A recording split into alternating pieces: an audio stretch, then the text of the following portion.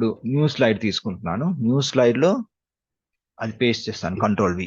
Okay, so మనకి first slide లో ఇలా ఉందండి. ఓకే, దీనికి ఆల్రెడీ ఏం ట్రాన్సాక్షన్ ఉంది, మార్ఫ్ ట్రాన్సాక్షన్ ఆల్రెడీ అప్లై ఉంది.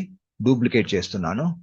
డూప్లికేట్ చేసినప్పుడు సెకండ్ స్లైడ్ లో నేను ఈ ఏరియా గురించి ఫోకస్ చేస్తూ డిస్కస్ చేయాలనుకోండి, అప్పుడు నేను ఏం చేస్తానంటే దీన్ని క్రాప్ చేసుకుంటాను. ఓకే, క్రాప్ చేసుకొని ఇక్కడ వరకు దీన్ని సైజ్ కూడా పెంచుకుంటాను. ఓకే, ఇలా. ఓకే, ఇప్పుడు ఒకసారి మనము యానిమేషన్ చూద్దాం ఎలా వస్తుంది. స్లైడ్ షో రన్ చేస్తున్నాను. మార్ప్ యానిమేషన్, మార్ప్ ట్రాన్సాక్షన్ అప్లై చేసింది రెండింటికి అవసరం లేదు, దీనికి మాత్రమే ఆన్ లో ఉండాలి కాబట్టి దీనికి ఉన్నా పర్వాలేదు మనకి.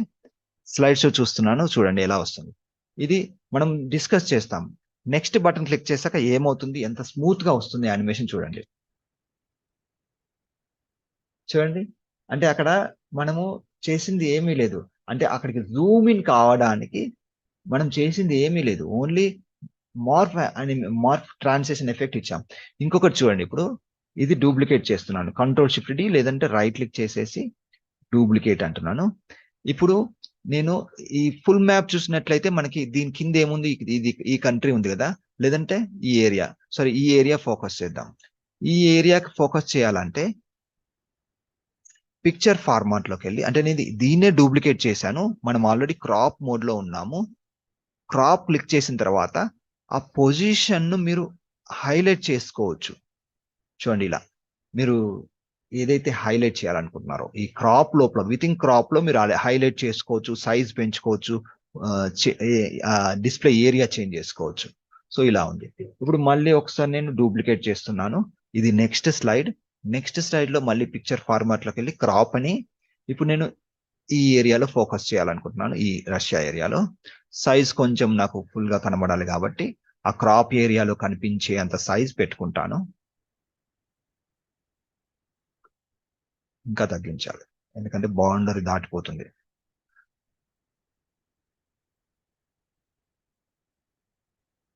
ఓకే, ఇంత సరిపోతుంది అనుకుంటా.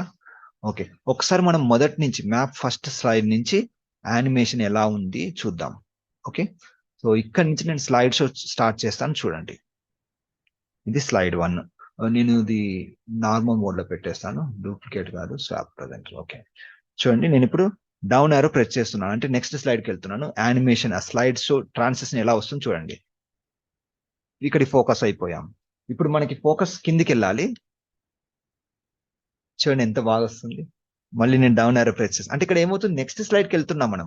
నెక్స్ట్ స్లైడ్ కి వెళ్ళినప్పుడు స్మూత్ ట్రాన్సిషన్ అనేది కనిపిస్తుంది మనకి. ఓకే, దీని తర్వాత మళ్ళీ మనం బ్యాక్ టు దానికి వెళ్ళాలంటే పెట్టారు సార్.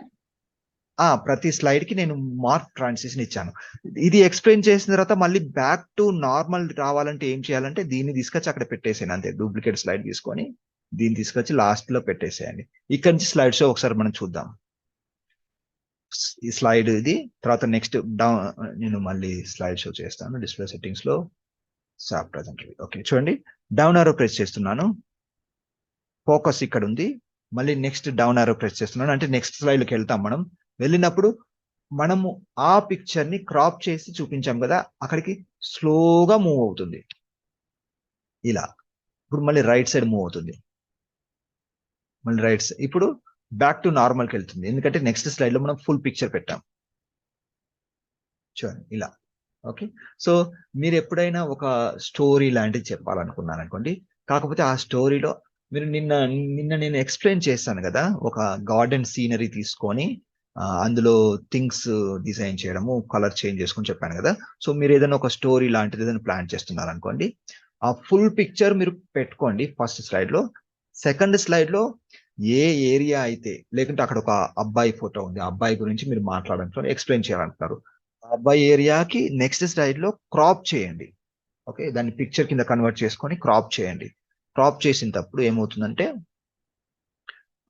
ఆ మెయిన్ స్లైడ్ లో నుంచి ఆ అబ్బాయి మాట్లాడుతున్న సీన్ లోకి వెళ్తుంది, తర్వాత మళ్ళీ నెక్స్ట్ సీన్, అలా అలా ప్రతి సీన్ కి మీరు పెట్టారనుకుని మార్ఫ్ యానిమేషన్ ఒక మంచి లుక్ అనేది వస్తుంది.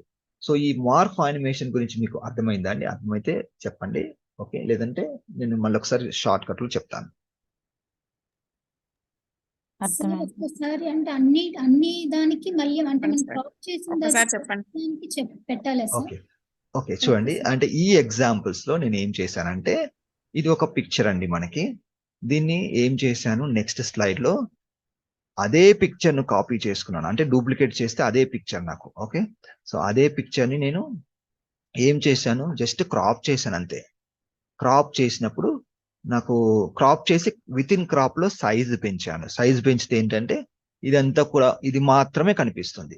సో మార్ప్ యానిమేషన్ అప్లై చేయడం వల్ల అడ్వాంటేజ్ ఏంటంటే ఇందులో ఉన్నది దీనిలాగా మారుతుంది. అదే మీరు గుర్తుపెట్టుకోవాల్సింది. మీరు మూవీస్ లో చూస్తుంటారు కదా, ఒక క్యాట్ ఫేస్ టైగర్ ఫేస్ గా మారడం, ఒక ఒక మనిషి ఫేస్ ఉంది అనుకోండి, ఆ ఫేస్ ఇంకొకరి ఫేస్ లాగా స్లోగా మారడం, స్లోగా. సో అటువంటిదే మార్ఫ్ ఎఫెక్ట్. అంటే మీరు ఏదైతే పిక్చర్ లో మార్పులు చేశారో అవన్నీ కూడా ఇలా మారుతాయి.